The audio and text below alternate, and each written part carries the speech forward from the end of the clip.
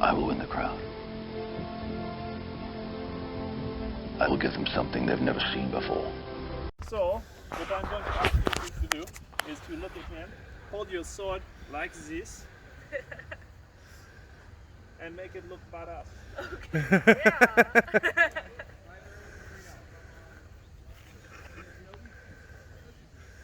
Yeah. Good? Yeah. Yeah. So, now I need you two, one here and one here. So, first thing about sword fighting that we learned is the sword. So, who knows parts of a sword? Okay? First question, what type of sword is this? Very good. So you listened when I grabbed things. Fair enough. So what parts of the sword do you know? I know the pommel. I'm pretty sure Where's the pommel? this is the pommel. This is the cross guard. Yeah, right here. And then this is the handle. This is obviously the blade. And what is one of these called? Not sure. Killian. Okay. You know this? Killian? Cross guard. Handle? Tongue?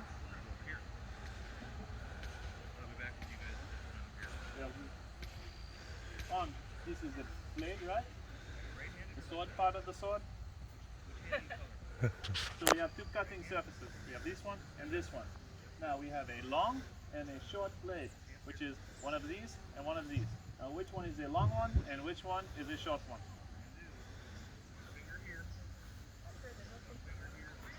Okay, is that your final answer?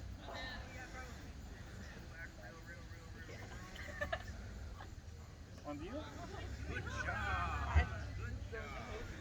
Fair enough. Okay, so here's what we're going to do. Watch this. So it is kind of a trick question, but it is not. Because when we go like this, how far away from the wood are we? Maybe an inch? How far away are we now?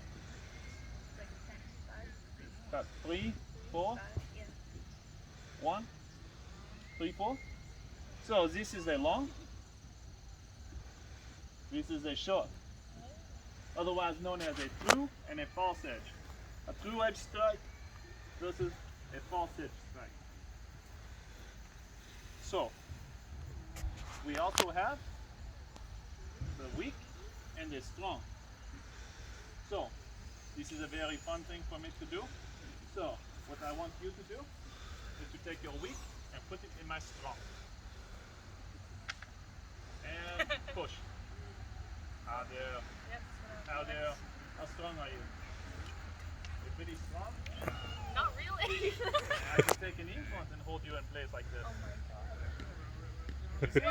god.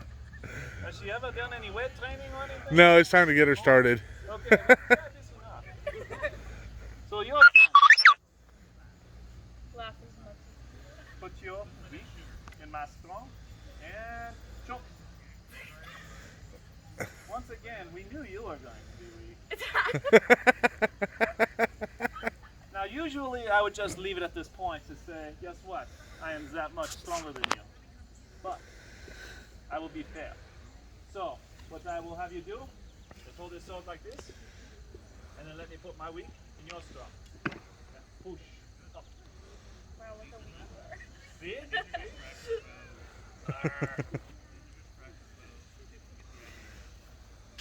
So what we have learned here is a very simple basic thing of weak versus strong.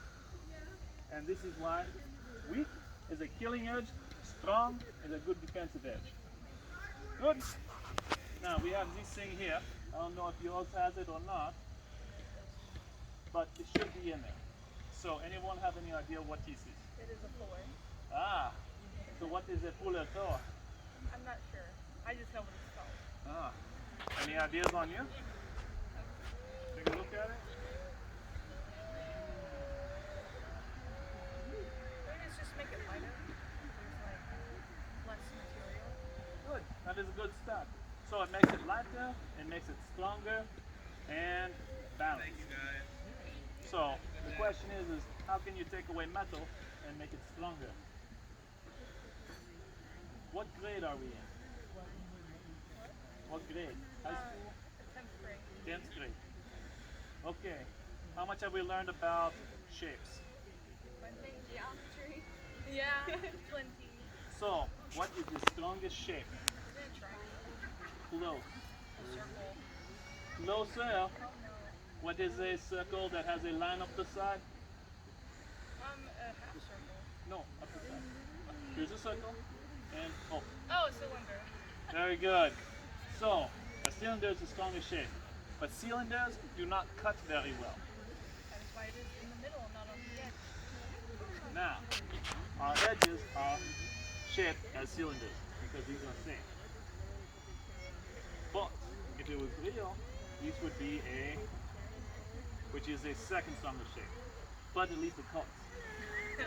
So we have one triangle here. In the inside, we have another triangle going the other way, making a diamond, which is two triangles, which means it is stronger than anything else that you could use to cut things. So we have learned the fuller, long, short. How we doing, guys? Weak and strong. I don't remember what a single one is called. Oh, the cross guard. And this one is the Kirion.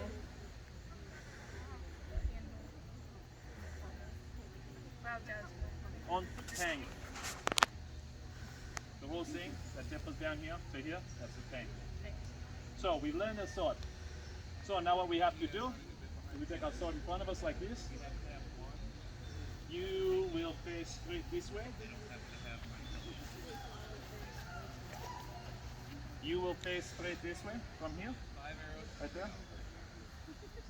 Take it like this. I will be in the middle, so that way we don't have running issues. You put it down like this. And we have just learned the easiest way to give up in a fight. Very good. But this is also so that way we do not have any problems while we learn about fighting positions. So, has anybody here ever been in a fight? You got that look like yes? I give They're them up. siblings. Siblings, yes. But it's still a fight, right? So the question, have we been in fights? So what is a good fighting stance? Very good start. So here's what we do. Put our hands on our hips. Make sure our feet are shoulder width apart. And we take our left foot and we go forward. Making sure to keep them shoulder width apart. Our rear foot is going to naturally pivot a little. So that way it is at a 45-degree angle. Going off this way. Lead foot points towards the enemy. Your enemy would be here, and your enemy would be here. Fair enough? We're good so far. Now, there you go. See how you got some spacing? The whole reason why this is important is because if somebody was to come at you and push you back, if you are like this, you fall over. If you are like this, somebody comes up the side, you fall over. This right here, solid, solid. Now the next thing is flexibility. So what we have to do is bend our knees. We got our fighting stance, right? We have to bounce a little. The reason why we bounce is because it lets us check that we can wiggle. Wiggle, wiggle here, wiggle, wiggle there. Wiggle, wiggle, no.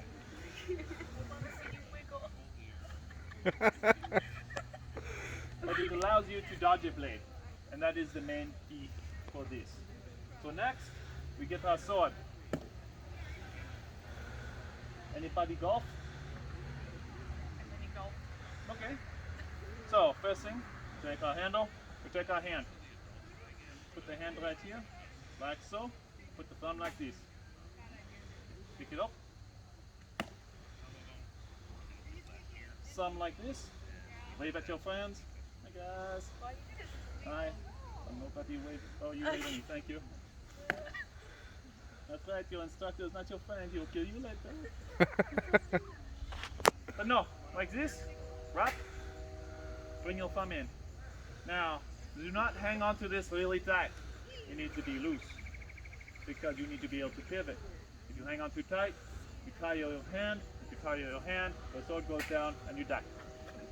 Rule 1, do not block with your body. Rule 2, make make them block with theirs. So, second hand goes right here. So that way you get into a good golfing stance. So you can just go watch their head fly right off the side. I mean, watch the golf ball go. But that is the stance, so you can flex, as well as the stance, so you can kill. So now we actually go into the positions. The very first one is called Vontag. Right here. From the top, from the roof, is the two terms for it. This is Lichtenauer, and this will be in German. But you didn't know you were going to be learning foreign languages, how to fight, about a whole bunch of stuff that you're going to learn about. Because fighting involves a lot of things. Nonetheless, we have Vontag. Vontag, do not put it right here, because if you put it right here, guess what? Somebody hit your blade, you split your head open. So you put it here, you can put it here. You put it here, you can put it here. Or you can put it here. All of this area is Vontag. You go a little too low. Don't be lazy. Because some people go like this, and I call them lazy. Nonetheless, so Vontag. We are going to learn the three major cuts from Vontag. So the first one is the Oberhau. Say it. Ober. Close enough. So, meaning over here or over cut. So what we do is we take that rear foot and we use it as a forward and slide straight down. Straight down. Boom. And back. And split the head in half. Yes. Now, shoulder, gone. Shoulder, gone. And in the leg. Don't stick your knee out. There goes the kneecap. Fair enough? So we've learned the Oberhau. Next we will learn the Mittenhau. The middle heel or the middle cut. Mittenhau. Perfect. So the Mittenhau, we drop the right shoulder a little bit and rotate them. Drop and there goes the head. I'm fighting a very short person. It's okay. We are short. Midget fighting is good too.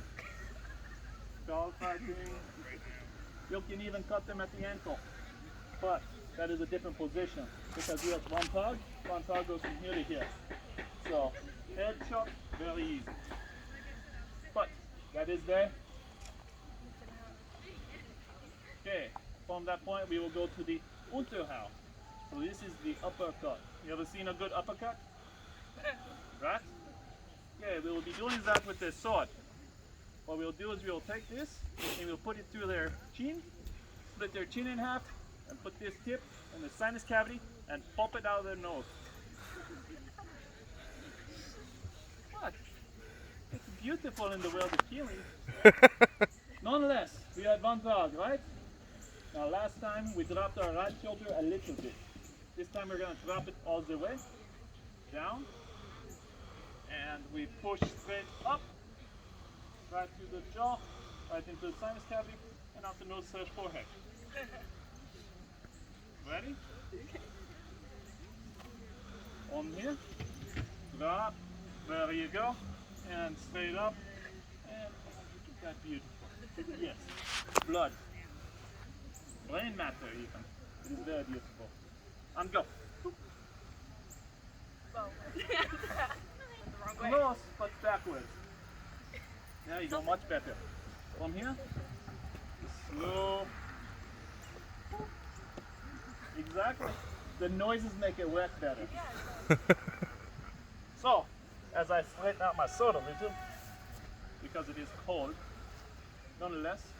So what we have learned is the Oberhau, Mittenhau, Unterhau.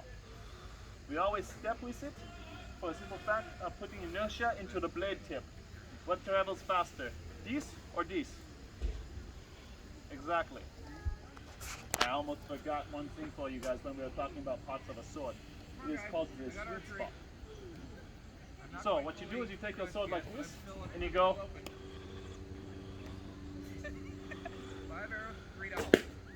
like it's not cool. There you go, like this. Perfect. Now you're gonna see a spot where it doesn't move. Oh, Come on, show it some love. There you go. See? Did you find it? Pay attention. See a spot where it doesn't move? You can see it, right? Yeah. So, like this. So that spot right there is what you call the sweet spot. When you use this, this is the best impact point on the blade. It is not too weak and it is not too strong. It is perfectly balanced to be able to slice directly through someone. So if you start on your shoulder here, you'll be able to end this right about here. If you have a good sharp sword. Nonetheless, I apologize for forgetting that at the beginning, but we got to take care of it. Nonetheless, we have learned the 3 cuts, right? We also have 2 semi-cuts. One of them is called a longen point. So when we cut down, when we cut across, and when we cut like this, what we have is a point right here. And that point is where all 3 of them cross. That is called a longen point. So at that point, you are like this. This is a defensive step. Because if I come at you like this, you are not going to attack me, right? probably not. Very good. As for you, you would not attack someone like this, right? Because it's silly. Now, when you do decide to be silly enough to come and attack me like this, I will do what is called a stecken. That stecken, I stab. Try it. Ready? Longen point and stecken. Anybody know what stecken means? To stab or stick. Oh, yeah. Fun, right? Yeah. Very good. Now, we have been here for most of this except for our longen point, right? So we also need to learn our footwork to switch sides, which is called a triangle step. So we are here. Left foot forward, right foot back, right? So we put our right foot next to our left foot, and we take our left foot and bring it back, right? We have just switched sides. So if you are fighting me, and you see me like this, feels a little weird, right? Yeah. So you're gonna adjust. So at that point, I have the bore of the fight, or the more power in the fight, because I'm making you adjust. We'll talk about this more later. But nonetheless, triangle step is to adjust sides. Now this is important because we don't want to hold this sword up here this entire time, right? Lazy. Left foot forward, right foot back. From here, we're going to switch into what we call ox. Now face me, I'm going to face to the side. We are taking the sword, and we are going like this. If it hurts, you're doing it wrong. So like this. My arms don't bend. Yeah, they do. You are fine. Go ahead, go back to the way you were. Perfect. Nope, keep it there. Keep it right there. Now, do you mind if I touch? Is it Good. okay? Yeah. Go right here. Hold. There you go. Now see how your arm is straight up and down? See how it feels more comfortable? Right there. Hold it. This is what we call stamina. Your turn. Do the same thing. Other way around. Perfect. Okay. Up. Right there. Perfect. Okay, now what we are going to do is we're going to test something fun. See how this is straight up and down? So I will grab you and I will cut you. Right? But it stops because this is done properly. Your forehead is not stopping it. Ready? Stop right here. Not here. So it works. This is called the ox. From here, what we do is we bring our rear foot forward, triangle step through, stecken, longen point, and back. Yeah. Yeah. Other side. It feels weird, don't do it. Forward, back. You Yep. have to move your feet with it. Oh, yeah. Triangle step forward. Now's the practice. Practice. Exactly. Forward, back. Forward, back. Now you always want to keep your sword at your enemy. So, point it at me. Switch your foot forward. Twist and back. Perfect. And again. Always keep that tip pointed at your enemy. So you are going through long and point, so that way they do not attack you while you are switching feet. Okay? And again. And again. And again. See? Always keep the point towards your enemy, so they do not attack you while you are adjusting. Yes. Your imaginary enemy right here. Oh, okay. And your kids these days. So, that was ox, and this is called the alter ox, otherwise known as the other ox. So, we go back to left foot forward, right foot back. We're getting tired now, right? So we will go into flug, otherwise known as the plow, because we plow along. This is where we're stepping forward slowly. Stepping forward slowly. This is the way for us to advance without backwards and retreat without changing our side. So our enemy does not change their side, nor do we. And forward just a little. Perfect. So that is a regular stutter step. What you can also do is a full pacing step where you actually switch sides. This is a lot of 80s music videos that do this as well. And backwards, backwards, backwards. Good. Alright. So we were at flug. Very good. But we are still very tired. So we go down further. This is called the alber. Otherwise known as the fool or the fool god. So the question is always, this is looking foolish, right? Yeah. Foolish, right? Because this part of me is not defended. But I am truly making a fool out of you. Because at this point, if I decide to advance, I can easily come along and chop both sides. It's very easy once you learn the skills to be able to force somebody to come at you. You think you have 4, but instead I just second you and you are dead. Patience. Fighting capacity. Nonetheless, we are very tired at this point, and so now we have to talk about intimacy. They've had the conversation, yeah. Okay, so I'm in here closer. I do not want to go to jail for this. So, sometimes we run into people out there that we like. And then sometimes we run into people that we don't like. Now those people that you like, we are not talking about. We are talking about the people that you don't like. So, to do this, we will learn about the intimacy of the fight, which is also the ranges of the fight. So first, I will ask you to go to that corner, and I will ask you to go to that corner. When we are here, we're pretty well relaxed. There's not much going on.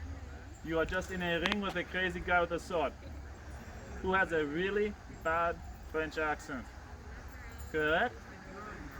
But, oh, it's a good French accent, thank you. Nonetheless, the closer I get, the more people wonder what is going on. And the weaknesses start to show because your limbic system starts to react. It makes the brain carry chemicals going, what is this crazy man doing?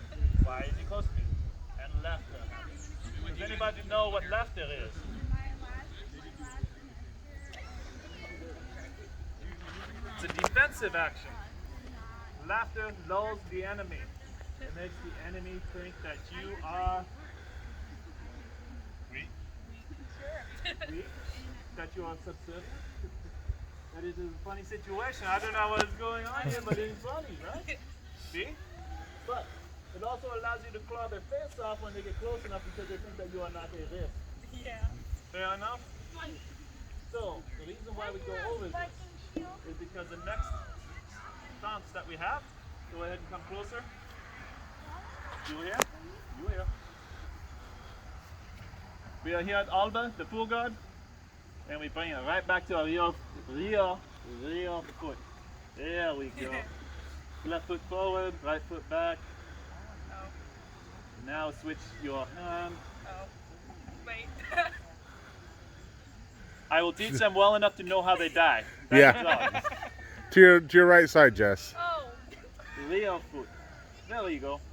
So, as we were talking about intimacy, the reason why it's so important is because right now we are in striking range.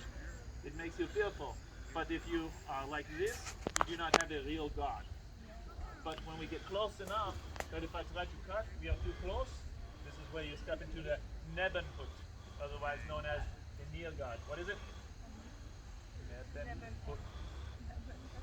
Very good. So, from here, what you learn is the cool intimacy fighting stances. Because if I can't go like this and try to kill you, I have to do something else. Vamos strike. What's this thing called?